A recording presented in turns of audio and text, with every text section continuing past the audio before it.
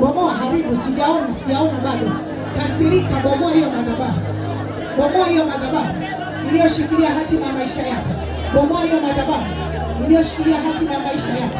Imeshikilia hatima ya maisha yako. Kuna mifano nilikuwa naitoa, ni kama inafanana. Kwenu kuna uchawi, umeolewa na mtu mchawi, unaishi makazi ya wachawi, mtu anayekuja nyumbani kwako ni yule mchawi. Bomoa hiyo madhabahu. Bomoa madhabahu ya kichawi. Bomoa madhabahu ya kichawi.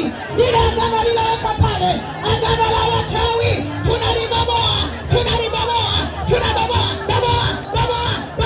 Kwa jina la Yesu, haribu, teketeza, angamiza kwa damu ya Yesu, kwa damu ya Yesu, kwa damu ya Yesu.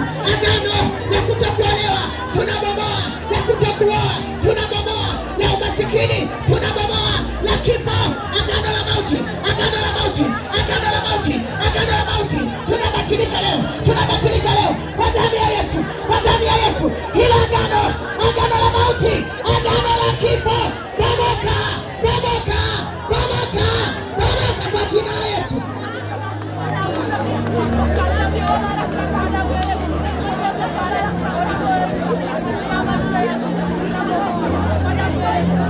Bomoa agano la mauti, vile vifo ambavyo sio vya kawaida kwa jina la Yesu, kwa jina la Yesu.